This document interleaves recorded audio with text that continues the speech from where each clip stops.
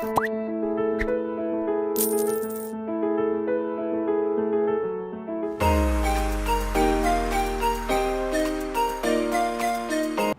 they have a conservative outlook.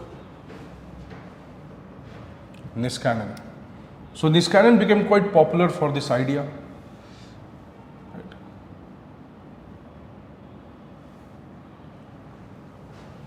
And Niskanan bolte hai, how come this survives, this relationship?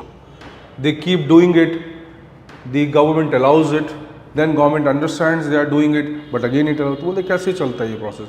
So he uses a logic and he says there is bilateral monopoly.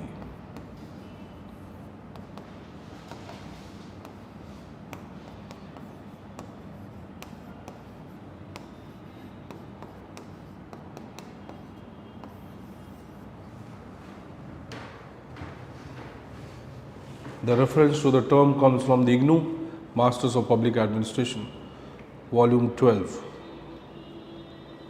So, bilateral monopoly. Now he says, politicians are dependent on bureaucrats, bureaucrats are dependent on politicians. Yes. Right? Bilateral monopoly. So, politicization and many things are consequence of this. Fine. Niskanan. Then you have Anthony Downs. They have asked already in the UPSC 13 or 14 they have asked. Anthony Downs contribution or Anthony Downs model of public choice क्या है? Divide कर दिए थे जो bureaucrats हैं उनको एक hierarchy की ये इंटरेस्ट में ये. Now see, Niskanan, his entire analysis is focused on maximizing the budget. Economic, correct. So Niskanan believes that okay, maximizing economic benefit is the primary target of the bureaucracy. Fine. Whereas Anthony Downs says it is not true. He says economic or maximizing economic interest is one of the aspects of behavior, but there are other types of behavior which are visible in the system. Fine. So he identifies the types of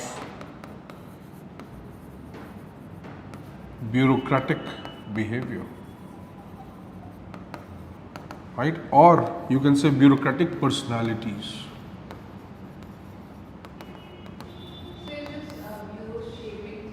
No, that's in 1985, Denhart and Denhart, right? Patrick Dunleavy comes, Denhart and Dunleavy's model is there. Denhart and Denhart are also critical scholars. They also come from somewhere from public choice perspective, fine, but उनका view थोड़ा अलग है. Right. Bureau shaping is Dunleavy's model.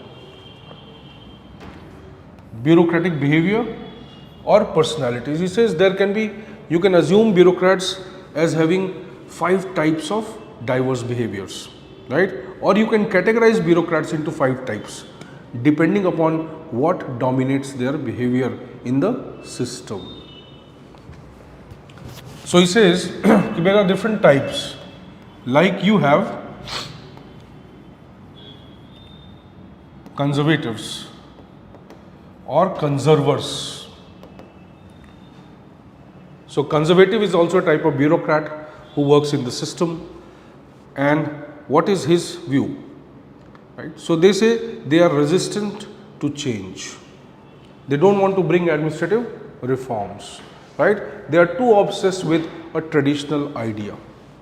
Like for example, people who are resisting the decentralization, people who are resisting the creation of RTI Act, people who are resisting the use of technology. So there were a certain group of people who were resisting these kind of changes, right? Anti-corruption laws and likewise. So it says there are conservatives who come with a particular type of ideology and they don't want bureaucracy to change or reform. Understanding? ये सबसे बड़ा example है किस चीज़ का? Let's see how creative you are. bureaucracy. और थोड़ा और सोचो, think little more. Rigs model of development पढ़ा है?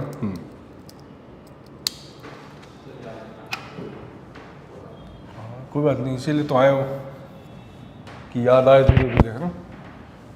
Rigs idea of development administration, right.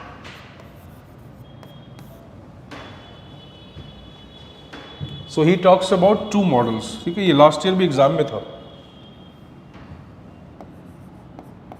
exogenic and endogenic model. This is the exogenic changes. When the changes come from outside, right, they create more fused features. They promote more prismatic features or fused features. If they are coming from inside within the system, they create less prismatic or less fused features and more diffracted features. Who are the conservative? Now see, they are the people within the system and they don't want to change, right? If the resistance is inside, if the push for the reform comes from inside, the reform is better. But try to understand, if the resistance of the reform comes from, inside, then what will happen? The reform can never be completed. So India mein the biggest challenge has been what? The endogenic or endogenic resistance to change. The true nature of bureaucracy है in Indian context, and that is why it took lot of time for us to reform even post independence. So conservatives are those people who are endogenic and they are resistant to change. So change will be very difficult. They are conservatives. Then you have opportunists.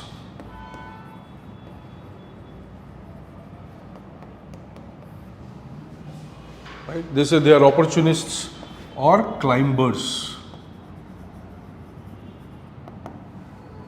So there are behaviors when people say, okay, fine, yes sir, I'll do it. Fine. Whatever, can you do it? Can you manage it? Fine. Can you create this hydel power project in the desert? Yes sir, I'll do it. Fine. Can you bring down Ganga from Gangotri? Yes sir, I'll do it. वो कौन है? Opportunist, climber. They are in the good books of all type of politicians. Immaterial of the nature of government, immaterial of the party in power, they are good to everyone and they are favorite of most of the people.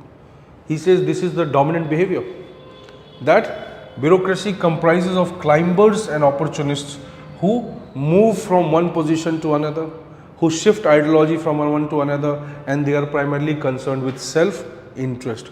तो ये जो opportunist और climbers हैं, they are like the self-aggrandizing behavior of Niskanan. Dominant ones. So conservatives, opportunists or climbers, no ideology, no loyalty, just self-growth, self-interest is dominant. Right. Third,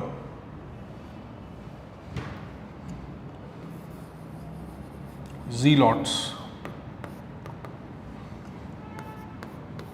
Who are zealots? This is, he says that they are obsessed with one single idea. They are not backward, fine, but they are obsessed with a single idea. They are too dogmatic.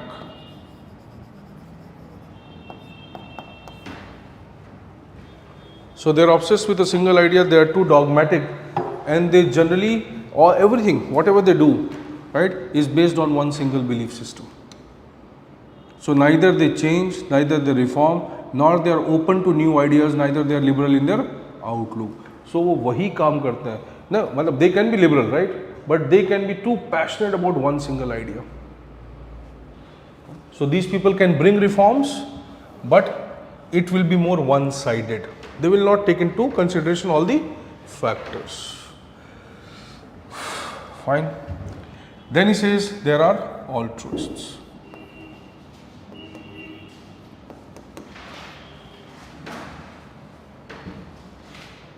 कौन है altruists? Or you can use the same category here, it says statesmen.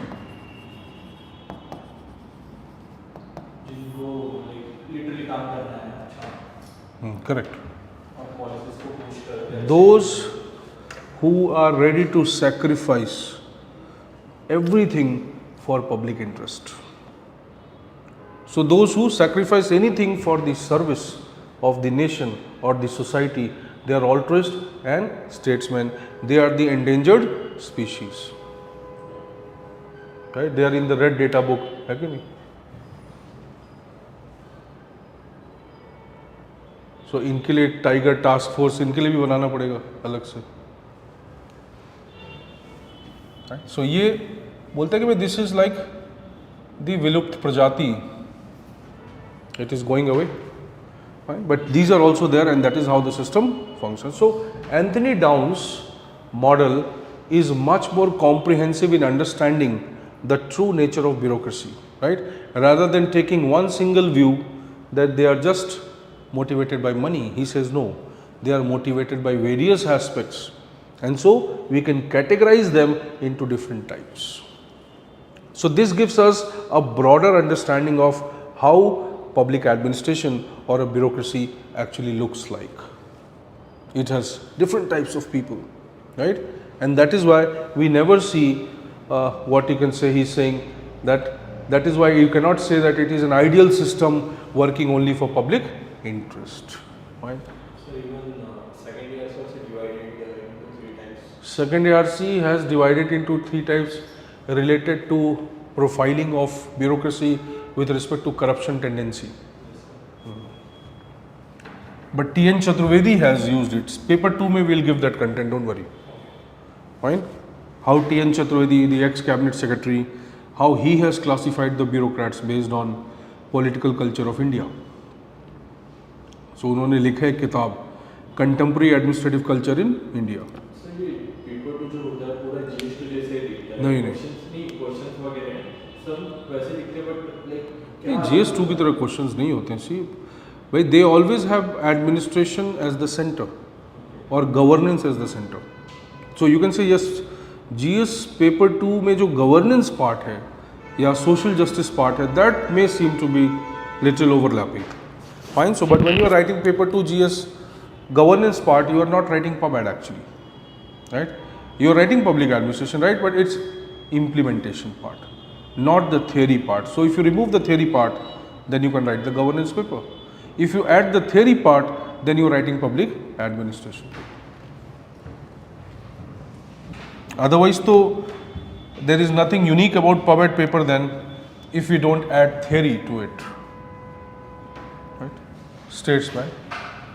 Right. Now another person, Ostrom. Vincent Ostrom is also frequently asked, or once in a while he is also asked. Ostrom. Ostrom is also a very popular scholar, right? In fact, he is considered to be somewhere having a very ethical view under public choice approach. Right? He is not totally against the idea of government. Right? So Ostrom ने एक book लिखी, intellectual crisis, 1970s, intellectual crisis in American PubAd.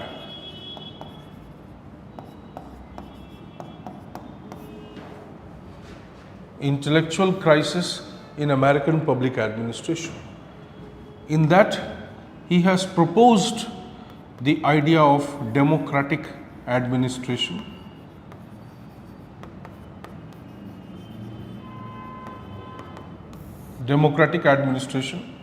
and institutional pluralism.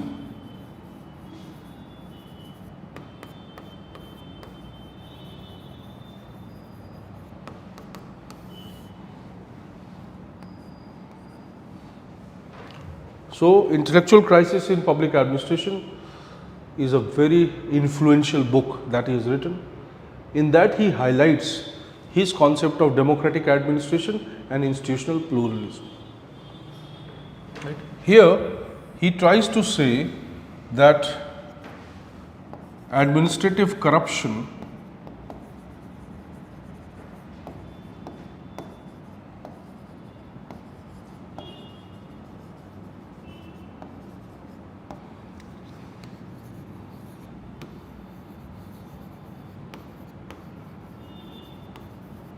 Administrative corruption can be controlled by legal and moral mechanisms.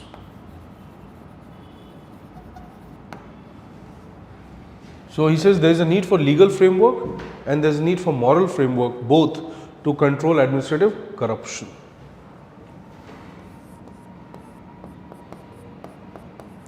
Use of external accountability tools.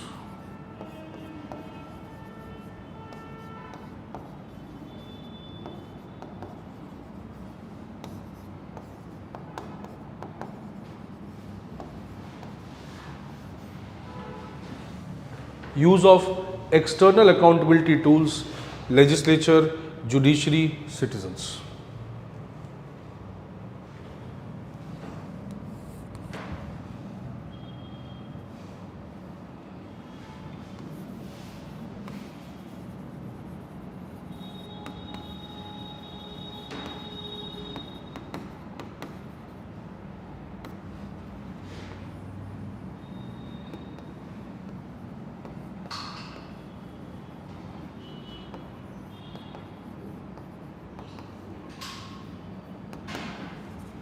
Increasing competition, choice and freedom of opinion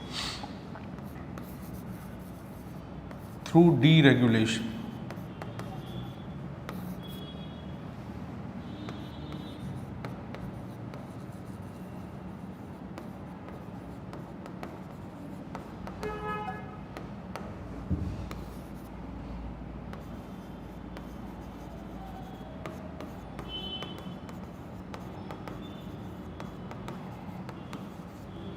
Now he is not saying that state should be replaced by the market. He is simply saying that we must promote privatization or market based reforms so that competition increases, choice increases and somewhere the opinion of people starts becomes important for policies of the government. तो बोलता है कि भाई monopoly को break down करना है.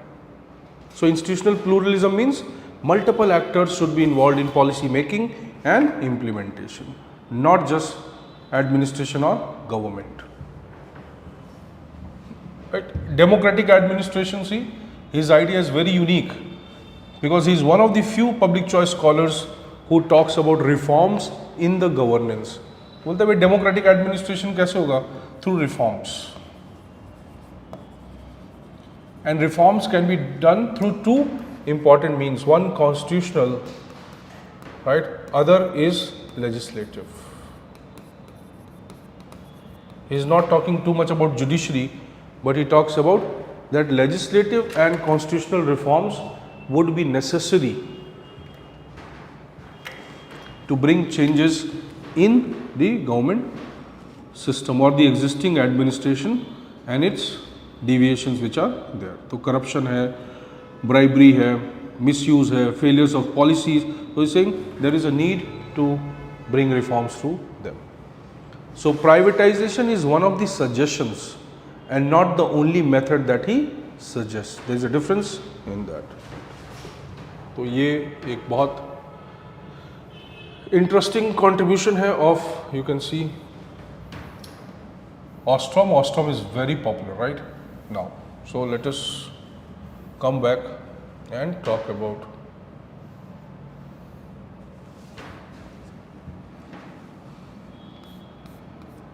okay, there are some contemporary scholars like if you see Denhart and Denhart, or let's take Patrick Dunleavy.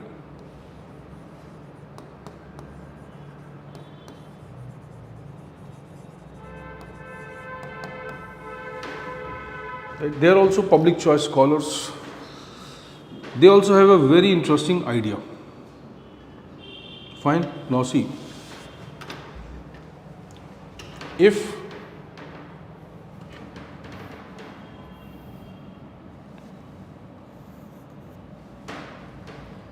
they say that we have to fully first understand the behavior of bureaucracy or behavior of public administration. And for this purpose, we don't have to take this behavior as it is. We have to understand that the behavior, the what you can say, the thought process the manner of making decisions, the motivation behind making decisions, right? So they say at different levels of the organization, they have different types of ambitions. So lower level, different ambitions, middle level, different ambitions, higher level, different ambitions. One aspect is that. So they say first we have to fully comprehend the real nature of functioning of administration. Why? So that we can make reforms. If we want to reform the system, how can we just bring one single reform and change the entire system? So they are saying to bring meaningful reform, we need to first understand that what drives the bureaucrats or public administrators at different levels. So basically, Patrick Dunleavy categorizes bureaucracies into lower level, middle level, higher level. ये तीन categories हैं. Fine. Now see, it is also quite interesting. So they say at entry level or at the lower level, what is it that drives the bureaucrat? Money, correct. Money or economic rational behavior. Economic rational behavior. At the middle level, what drives them? They say authority, right? Power. The managerial, that क्या बोल सकते हैं नया नया टशन है. So power का टशन start होता है उस समय. हाँ कि भाई आई एम द बॉस यार, मिडिल लेवल में ये हूँ, हेड हूँ, ये है वो है भाई. So show off type. जैसे कि भाई authority drives them and they are more or less power hungry because they have earn money, right. But now what is what they are obsessed with is the power. So they become authoritative, they control supervisors, lot of regulation and control goes on. So they are driven by this idea. He says at the higher level क्या होता है भाई, कहीं ना कहीं self actualization.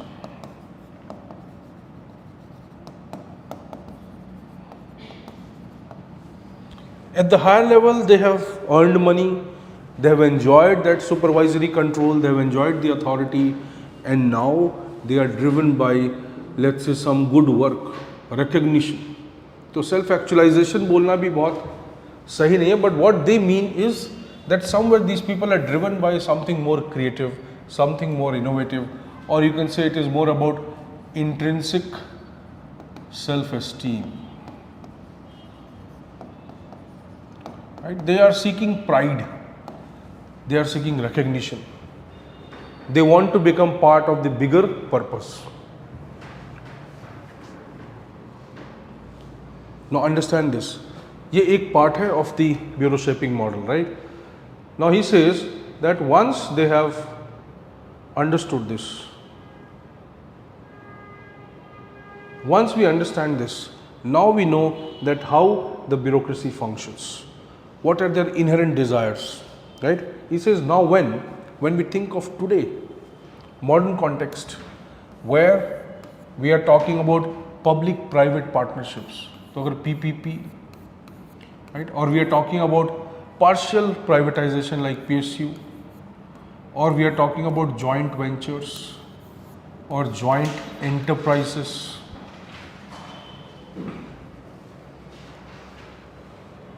right? In Sapru's book it has been given in a good way, but still.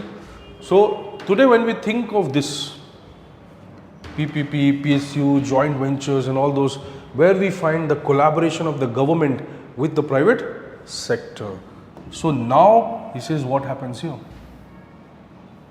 So they say, or Patrick Dunleavy says that what happens? Two kinds of influences are happening, right? Do you think that privatization, which is bringing lot of investment, right, which brings lot of investment, lot of funds, new corporate culture,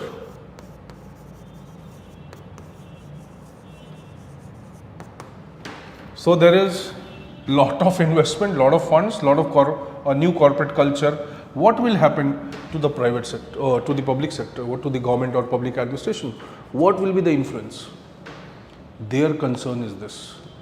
तो उन्होंने बोला कि भाई ये usual behavior of bureaucracy है, right? Now when the collaborations are going on, and private sector to a large extent obviously is driven by profitability, expertise, specialization. They are not criticizing private sector, right? They are simply saying that now when the new models will emerge, then more or less the dominant form of organization is what? Public-private partnership, contracting out, privatization, fine.